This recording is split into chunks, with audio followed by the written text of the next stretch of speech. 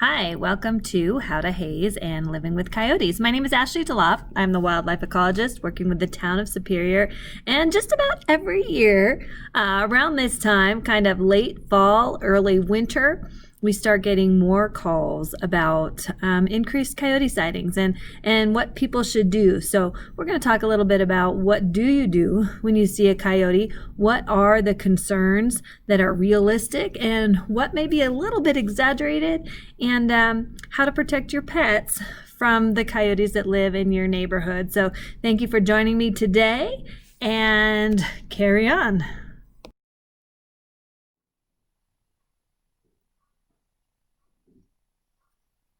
So I'm going to start out talking a little bit about the basic characteristics of coyotes.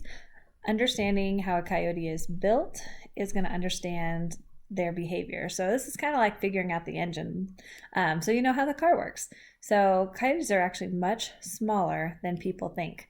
Average coyote size in Colorado is about 20 to 35 pounds. And again, they can look much larger for a couple of different reasons. One is they are incredibly long-legged, and so they can be as tall easily as a German Shepherd. They also too have a double thick layer of fur, which helps keep them warm in our cold winter months, and that actually makes them look much bulkier than they are. But if you think about coyotes, they're kind of built like runners, very muscular and streamlined.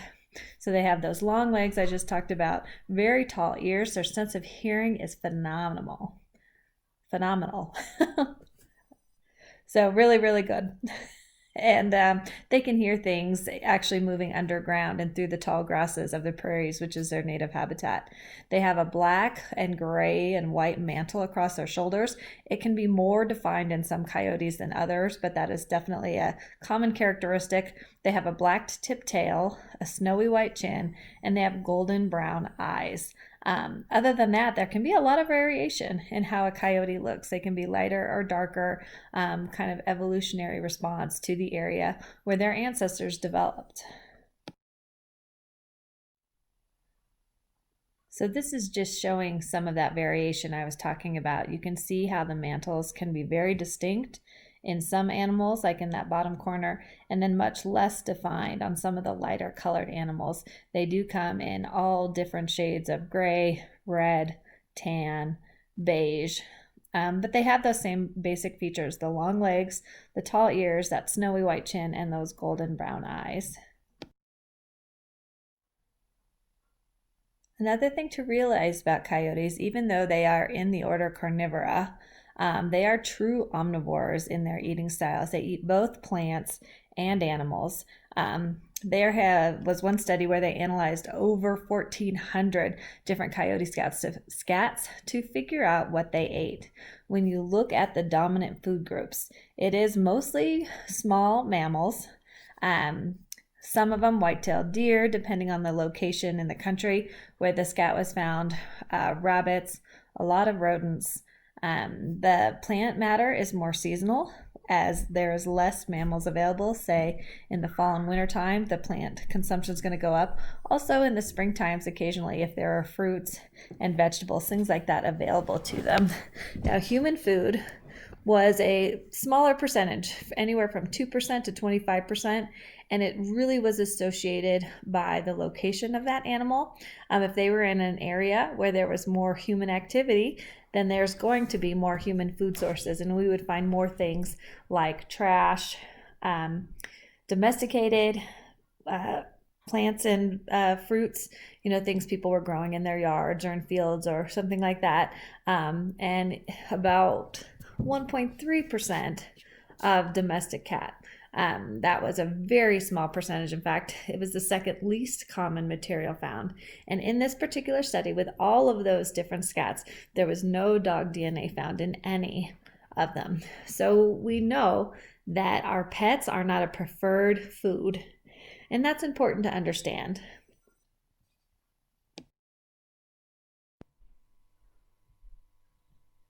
Coyotes are originally from the Colorado area. They're a grassland prairie species, and a lot of their adaptations are having to do with growing up in a grassland. Their incredible ability to run as the second fastest mammals in North America as they run over tall prairie chasing after prey. Those tall ears, those long legs all help them negotiate through a grassland area. Some types of grasses can grow, 5 or 6 feet naturally. But as you can see, they have been spreading and spreading because they are such an intelligent and adaptable species. So if you look at that red, is where they were about 120 years ago. And now they have spread all the way down to Central America, South America, up to Canada. Find them in Alaska. You find them in all different kinds of habitats. You can find them in the mountains and the beaches, in forested areas. They're an incredibly adaptable species. And that's one of the reasons why it makes them so challenging to live with, is sometimes it seems like they adapt a little bit faster than we do. And the reason for that incredible spread goes back to their incredible behavior. Coyotes are remarkably intelligent, so curious. They have an amazing understanding of what's happening in their own territories. The coyote that lives in your neighborhood knows you. They know if you have a dog. They know if you have a cat. They know if your dog comes out every night at 10:30 before you go to bed. They learn these patterns and they adapt their own behavior to ours and to the behavior of other species around them. They're very family oriented. Their survival rate is really phenomenal. They are not a pack animal like a wolf is, but they do come together when they need to. They do come and go in various patterns, and a mated pair can be together for their entire lives. They are found in pairs, a mated couple, family groups, which would be that mated pair, and their offspring, and maybe even a few different generations of offspring, depending on the amount of resources in the territory. And then there's the loners that are kind of waiting on the outside. Their behavior changes seasonally. They can be out any time of day. When they are hungry, they will hunt. They tend to be a little bit more nocturnal in urban, suburban areas, really to avoid human contact, and to be out when there's less cars, less dogs, less kids around. But that is a behavioral response more than a typical behavior. They're not a true nocturnal animal, say like a raccoon is. Escorting behavior is something that we see fairly commonly, and that's related to when pups are around. That's when they spot a walker, typically with a dog, much more common if you're out walking with your dog, and one makes itself visible. It may walk along where you can see it. There may or may not be a second one in the area as well, following along, and a little bit less obtrusive. And really that is behavior where they're watching the dog to make sure the dog is not getting too close to pups that are probably nearby. And their vocalizations are amazing. They make more different noises than any other canid in the world. In fact, that's a great thing to do when you're bored sometimes. Google coyote vocalizations. 2 animals can sound like 12, just with the amount of variations in their style. But that doesn't necessarily mean that they're hunting. They're actually pretty quiet. They're ambush predators. And think about it, if your favorite food is a vole, you're not going to want to make a lot of noise and attract your brothers and sisters and parents to come over. You're going to grab that, you're going to swallow it whole and eat it as quickly and quietly as you can. Behavior of coyotes really changes by the season. There's different times of year where you're more likely to come into conflict than other times, but this is kind of an overview of what you can expect. In the fall, we sometimes get some unusual behavior because the young coyotes, if they are short on resources, the older pups are going to get chased away out of the pack. They will either find a mate and find their own territory, which is actually pretty uncommon right directly off the bat. Some of them may stick together into a small group of juveniles and kind of stay on the periphery, or they'll be lone coyotes on the periphery of established territories. So they're going to be in kind of their own world, and you may see them in strange places where you don't normally see coyotes. They may move through neighborhoods or yards more often, and there may be a slight more increase on pet predation, as pets are easier for these less experienced animals to catch than a more preferred food source, or they might be in an area that doesn't have a whole lot of food available to them. But in urban areas, usually we do have a pretty big supply of rodents, rabbits, birds, insects, and others. So these young coyotes can sometimes cause issues in the fall. Wintertime is when we see a little bit more increase with the conflict in pets. Starting around December is when the animals are preparing for their breeding season. They are setting up den sites, and there's going to be multiple den sites. They're smart enough to know that sometimes one spot doesn't work out, there's too much activity nearby, there's danger nearby, and they need to be ready to move the pups at a moment's notice. So they will set up multiple den sites. You'll see them out together more often, so walking around in pairs or maybe even groups of 3 or 4, which is a territorial signal to other coyotes around, and sometimes even dogs, that this is our spot, this is our resources, this is where we're hanging out. Stay away. You're going to see a lot of territorial marking, and you're going to hear a lot of vocalizations in the night. The marking and those sounds are really doing the same thing as seeing them. They are marking their territory and letting all the other coyotes know that they shouldn't come into that particular area. So there's more likely to be seen as well, just because there's less cover, as vegetation starts to die down. February, March, that is where breeding occurs. And by March, any female that is going to get pregnant is probably pregnant. She is in a den and she is waiting for those pups to come. When she is in a den, the rest of the family group usually stays pretty close by. They don't go in the den all that often because coyotes like to know what's going on around them. So usually it's only the mother and pups, or once the pups are born, the babysitter and the pups.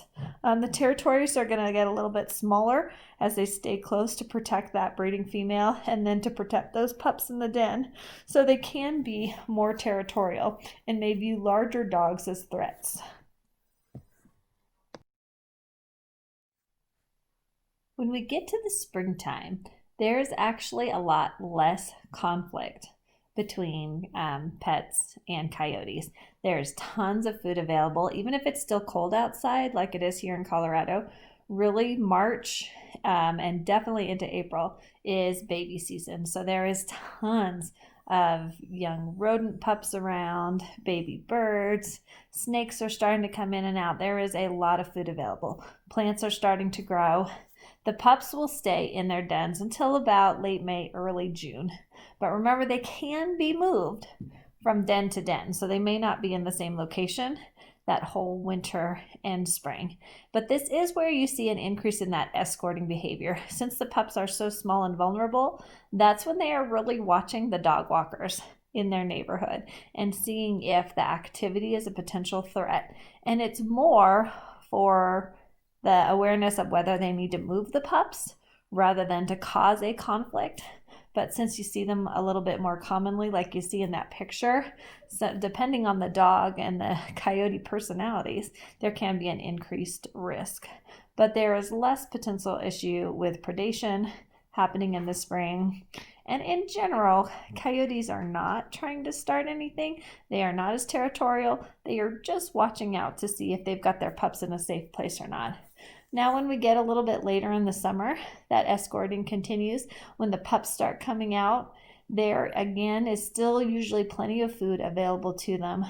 They can have some issues with pets if these young pups are practicing their hunting skills, and it may be incredibly difficult for them to catch, say, a bird or a prairie dog or a rabbit that's constantly on the lookout for danger.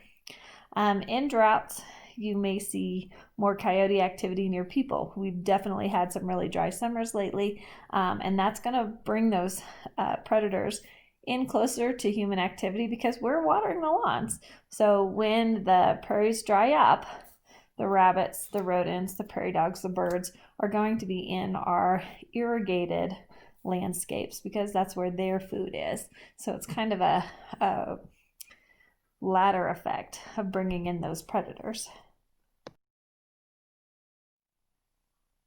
Okay, finally, what do you do when you spot a coyote, and how do we resolve some of those potential issues? And that's where hazing comes in.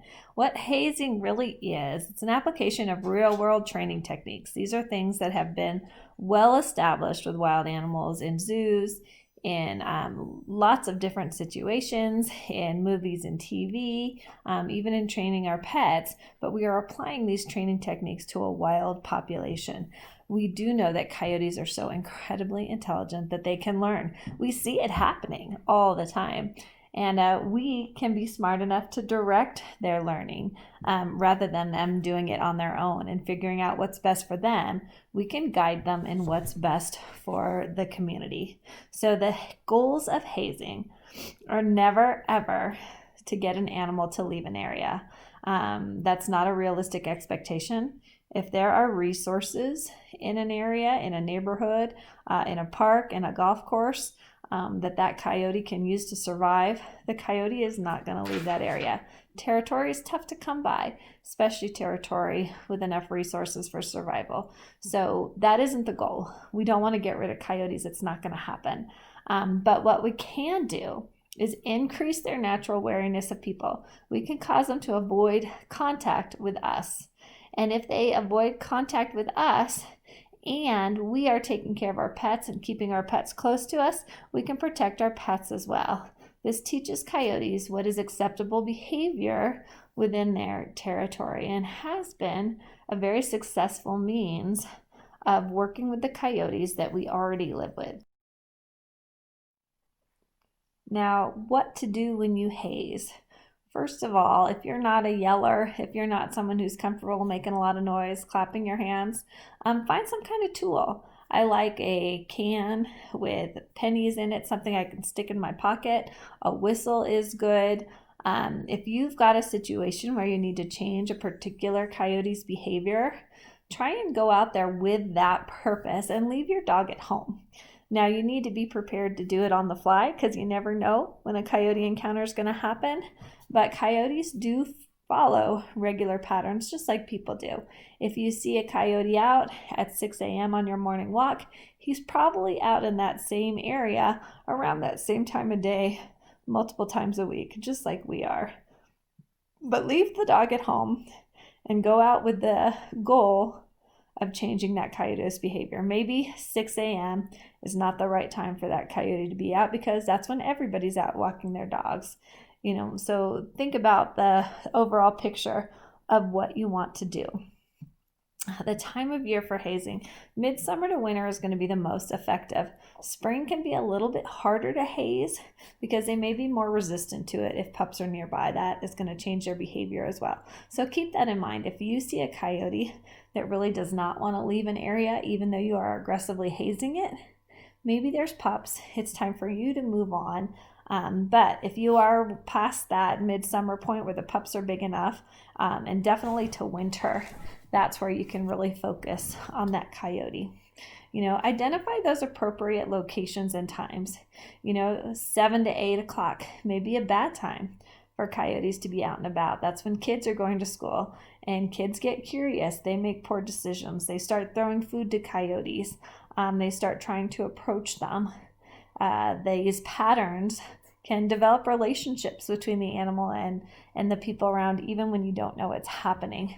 So that may be a great time to change a coyote's behavior. Now, if you see one 5 a.m. in the open space, that's probably an okay time for that animal to be there. He's out hunting. He is not out where there's a ton of people in the area. And that's a natural location for him to be. So that may not be the best place to haze the animal. Now, how you do it is by drawing the coyote's attention to you. Now, that sounds very counterintuitive. You're like, wait, no, I don't want the coyote coming at me. They're not going to come at you. There's nothing about a coyote. He's fast. He's built to run. He's not aggressive. He's not a fighter, contrary to popular belief. He doesn't want to interact with 150-pound human being unless he has absolutely no choice.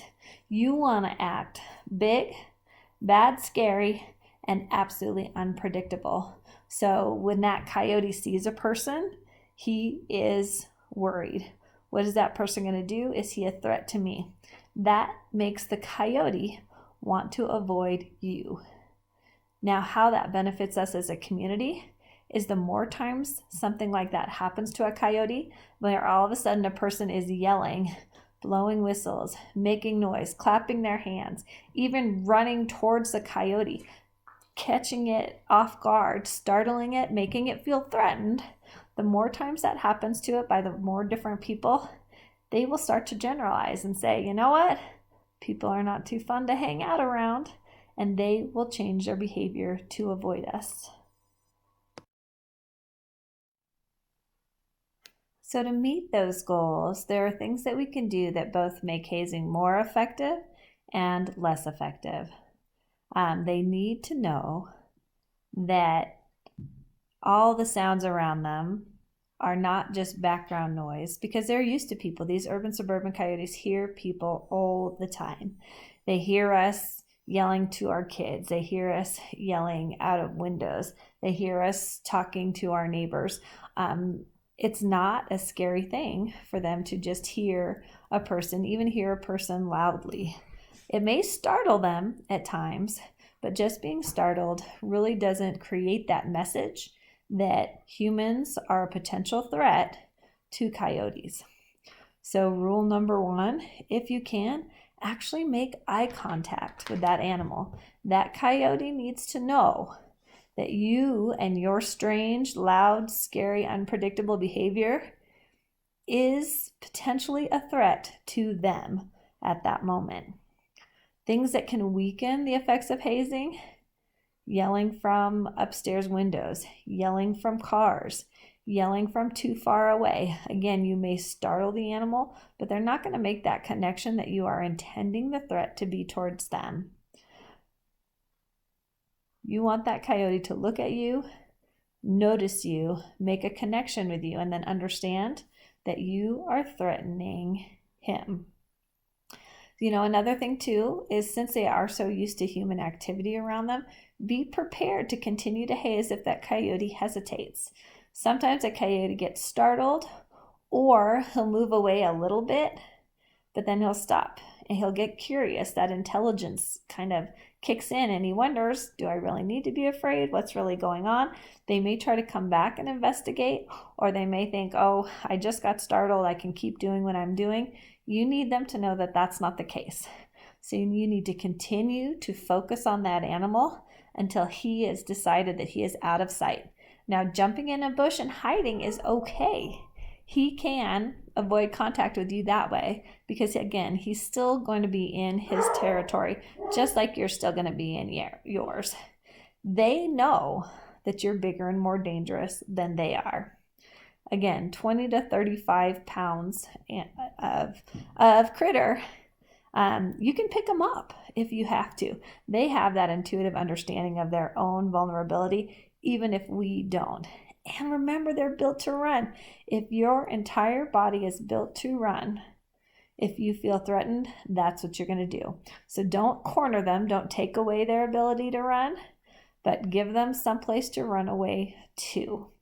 But continue. Now and again, these urban suburban coyotes may not run at their full potential at 45 miles an hour away from you. But if they are loping away, if they are deciding that this is not a place they're feeling comfortable, you won. That is good, and they will remember that encounter. All right, so you've hazed a coyote. You yelled, you made eye contact, you were big and loud and scary, and then what? It's different depending on the experience of the coyote. If the coyote has not been hazed before, there's a chance that it may just stop and look at you. It may get startled and run a little bit and then stop and look back like, hey, was that really meant towards me? It may hide nearby, or it may completely leave the area. All of those things are totally normal potential responses. If the coyote does not leave the area or hide, because those are the intended responses, keep hazing it. Be prepared. If he doesn't know if you really meant him, you want him to know for sure by the time you're finished, absolutely, I and threatening to you, and you want to avoid contact. And if this coyote has a pattern in that location, if you can encounter him again and he can have another negative experience with you, that will remind him that, you know what, people aren't too fun to hang out with. Maybe when I see one coming, I'm going to make a quick exit. And I love this picture because this is your most likely encounter with a coyote. You have probably been around them hundreds of times where you never even knew they were there. In general, they take advantage of their environment and they don't want to interact with people. They don't want to interact with pets. Different personalities, of course, change that. But as a general rule, a coyote could be in this stand of trees and you would never even know it's there. So I challenge you to find the coyote that is in this picture right now and wonder about how many times have you walked by that coyote before. So now I've actually told you to confront, make eye contact, and draw the attention of a coyote to you. And I know some of you are probably freaking out a little bit at the thought of that. So what is the reality of the danger? How often are people injured? Are you going to get bitten? And what I'm going to tell you is the chances of that is extremely, extremely low. From 2017 to 2019, there were 1,147 dog bites reported just in the city and county of Denver. That includes no city outside Denver. Okay, so 3-year period, over 1,100 people bitten by dogs. And those are just the ones that were reported to the city. It doesn't include other bites that were even medically treated or that just happened without medical treatment or a call to animal control. So pretty significant amount. Compare that to coyotes. From 1977 to 2015, in a period of 38 years, there have been 367 coyote bites reported throughout the entire North American continent. That includes Canada, Mexico, down into Central America. Okay, so really an average of about 9 people bitten every year. Okay, 3 people a year are killed by vending machines. So you are actually in more danger from a vending machine than you are from a coyote, at least getting killed by one.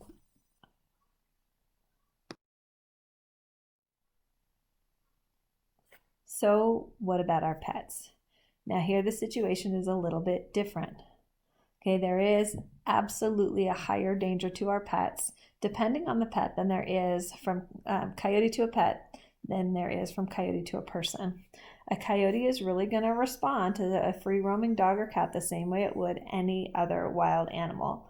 And it can do a multiple kind of a variety of things. It can ignore it. It can view it as a threat. It can view it as potential prey. And this is for unattended pets. When we have our pet on a leash and close to us, that changes the scenario, especially if we are prepared to make eye contact with that coyote and really let it know, hey, don't look at my dog, look at me. That changes the dynamic tremendously and increases the safety of our pets. Now, keeping pets attended then is the number one way to protect them. If the coyote is avoiding people and the pets are with us, those pets are going to remain safer. Okay, and remember too, though, that a coyote is an ambush predator. They learn patterns. If you let your dog out every night at 11:30 and for whatever reason that coyote in your area has decided to target that dog, they will be in your yard waiting. And that's actually how we do lose the majority of cats and dogs, that they are let outside in their own yard and the coyote is there waiting for them. And then I brought this picture in. If you look at this coyote's tail, he's got a touch of mange. Now it's not too far along yet. Mange is something that's going to be an irritant to a coyote, and then as it gets worse can become life-threatening as they get kind of an allergic reaction to the mange mites that have crawled into their hair shafts and are bothering them. As they feel worse, there may be an increased risk to pets because they just don't feel as good and aren't as capable of catching a more preferred prey item like a rabbit or a bird. Again, something that's on the lookout for danger. So do be aware if an animal has mange, if they have areas where they have lost fur, that animal is not feeling top condition. They may be a little bit harder to haze because they don't have the energy to run away, especially in more severe cases, or they may have decreased ability to hunt. So they may be getting extra hungry, which may cause them to look at an animal they wouldn't normally look at, like a cat, as a potential prey item.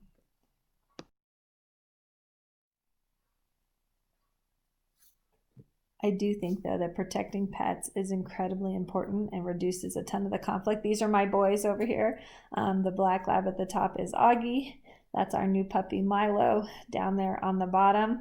I want to keep them safe just like you want to keep your baby safe. So let's talk a little bit more about how do we protect them.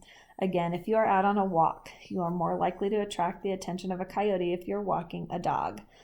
Just because it adds that a level of interest. Dogs are similar enough that coyotes are intrigued, and they may feel threatened, or they may even feel curious or playful towards your pet. But regardless, walking with a pet, you're more likely to encounter a coyote.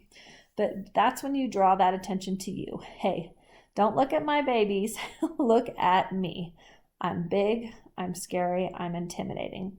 You act unpredictable, and you keep your pets attended.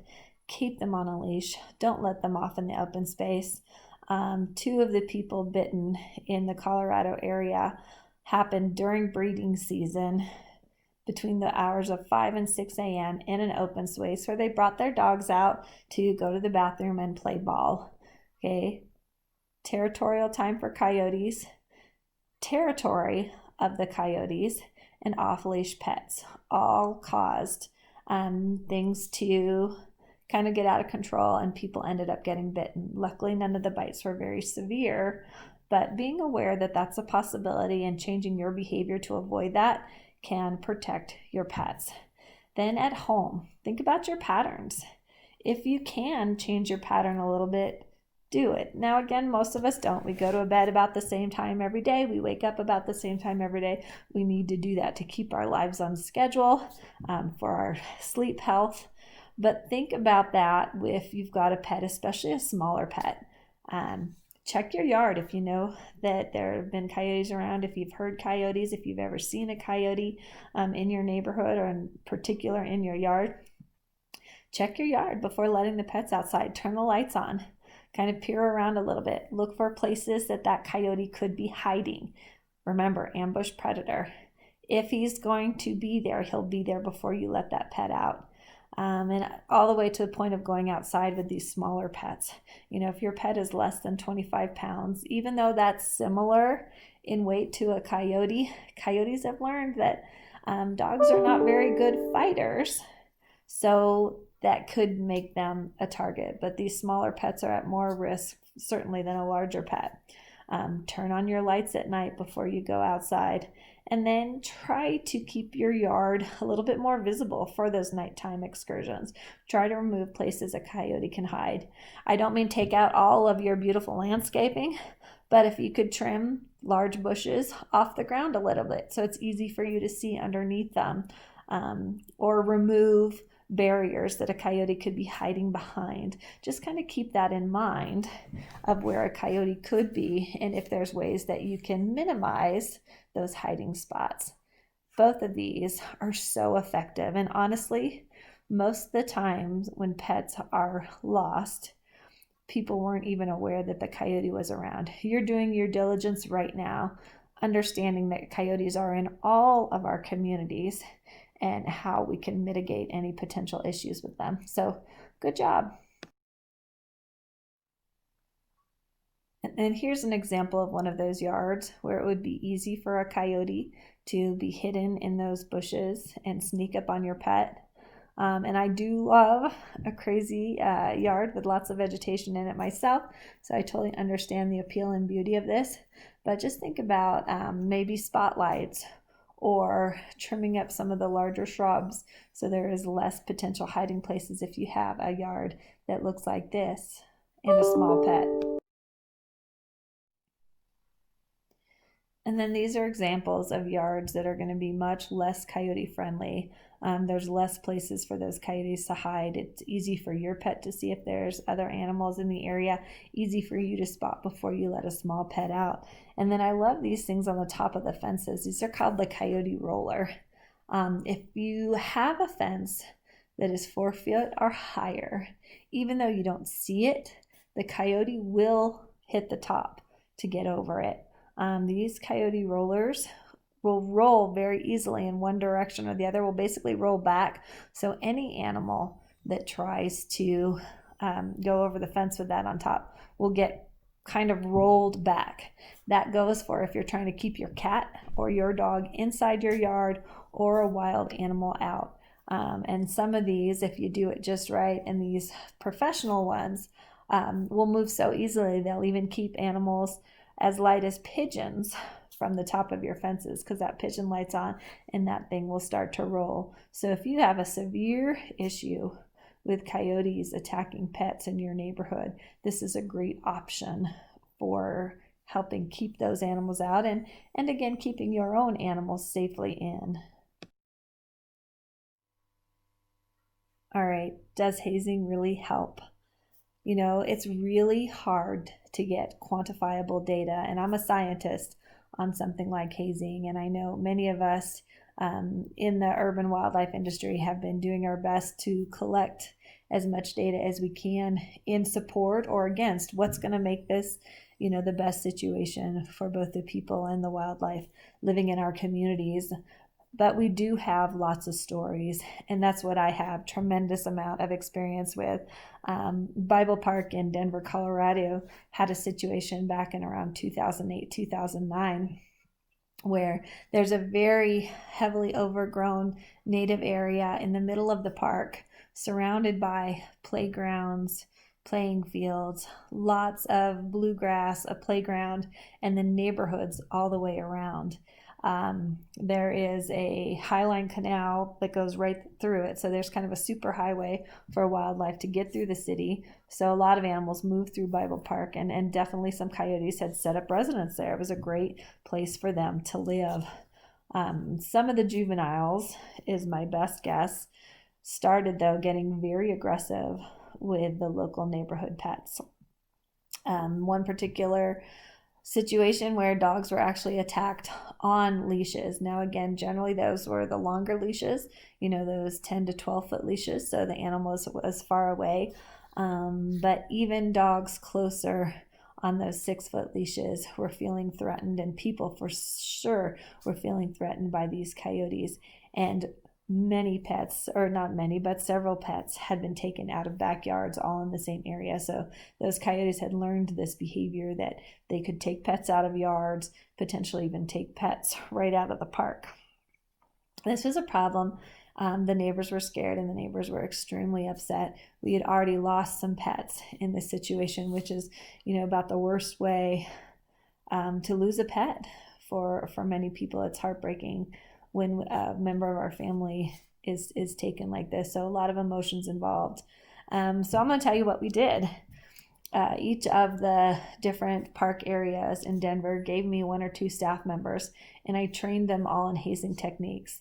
We gathered a box of hazing tools that we kept in a shed on the park, and every morning 2 or 3 different staff members were assigned to go out to Bible Park early in the morning, sometime between 6 a.m. and 8 a.m., grab some tools for the sole purpose of hazing coyotes.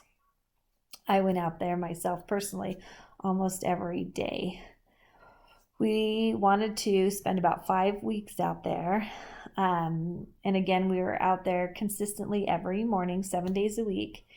And what happened is, after about 2 weeks, we stopped seeing the coyotes. We couldn't find them to haze them. We still spent that time talking to neighbors, explaining what we were doing, telling them how they could help with hazing, how they could help change the behavior of the coyotes in their park. But 2 weeks and we stopped seeing them. I, who had been out there personally every day, stopped seeing them entirely. They saw that blonde chick coming and they were out of there. In fact, I even suspect they might have recognized my car at that point, because I could not catch a glimpse to save my life of these coyotes that before had been so bold that they were coming up to people on leashes. And in fact, over a year later, I got a phone call from a lady who lived on the outskirts of Bible Park, and she was actually horribly upset with me. She said she used to watch the coyotes out in the park all the time, and now she never saw them anymore, and she was really angry, and she wanted to know what I did with them, and I told her nothing. They're still there. They are doing what they're supposed to do. They're being coyotes. They are keeping down the rodent populations. They're eating the goose eggs. They are out there at night living their lives, but they are no longer harassing the neighbors and the people in Bible Park. So that is just one example of many stories I could tell on the success of hazing and the intelligence of coyotes. Really, the goal is for us all to safely live in these communities. So coyotes are performing their ecological functions in keeping a balanced ecosystem, but at the same time where we and our pets and our loved ones are safe and comfortable as well. I hope this has helped. If you have more questions, if you have stories to share, my information is back at the beginning of this PowerPoint, and I would love to talk to you more about this. My goal is for you to feel like you can control any potential danger that you feel from the coyotes in your neighborhood, to understand what the dangers are and really what do you not need to worry about. Let me help you. Thank you for taking the time to watch this program, and have a wonderful, wonderful rest of your day. Thanks so much. Good night.